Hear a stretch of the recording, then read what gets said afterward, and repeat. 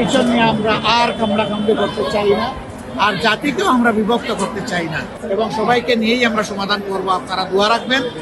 এই এলাকাকে আমি অন্তরে ধারণ করি, এই এলাকা নিয়ে স্বপ্ন দেখি, যেমন সারা দেশ নিয়ে স্বপ্ন দেখি।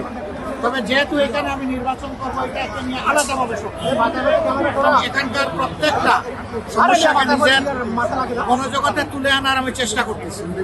আল্লাহ যদি সুযোগ দেন, তার একান্ত মেহরবানিতে এবং জনগণের রায়ে ভূতে, তাহলে আমরা ইনশাআল্লাহ এই এলাকাকে একটা আদর্শ এলাকা হিসেবে গড়ে তোলার চেষ্টা করব।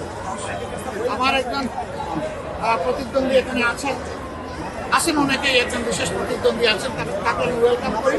আসেন ময়দানে, আমরা সবাই সবার কথা নিয়ে যাই, সুন্দরভাবে, ভদ্রভাবে, শান্তভাবে, সুশৃঙ্খলভাবে সবাই সবাইকে সম্মান করি এবং যার যার কথা আমরা জনগণের হাতে ছেড়ে দিই।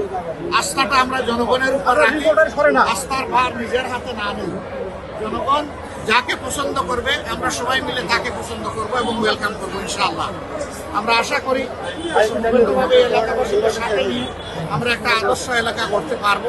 এখানে অনেক সমস্যা আছে, জলাবদ্ধতার সমস্যা, রাস্তাঘাটের সমস্যা, স্কুল কলেজের সমস্যা, এখানে কোনো বিশ্ববিদ্যালয় নেই, আদর্শ মানের মানসম্মত কোনো হাসপাতাল নেই, খেলার মাঠ নেই, পার্ক নেই, ওয়াকওয়ে নেই, বিশ্রামের ব্যায়ামের কোনো জায়গা নেই। এটা আমাদের অনেকগুলো সমস্যা আছে। আমরা আলহামদুলিল্লাহ এই এলাকা নিয়ে একটা রূপকল্প আমরা তৈরি করেছি এবং সবাইকে নিয়েই আমরা সমাধান করব। আপনারা দোয়া রাখবেন।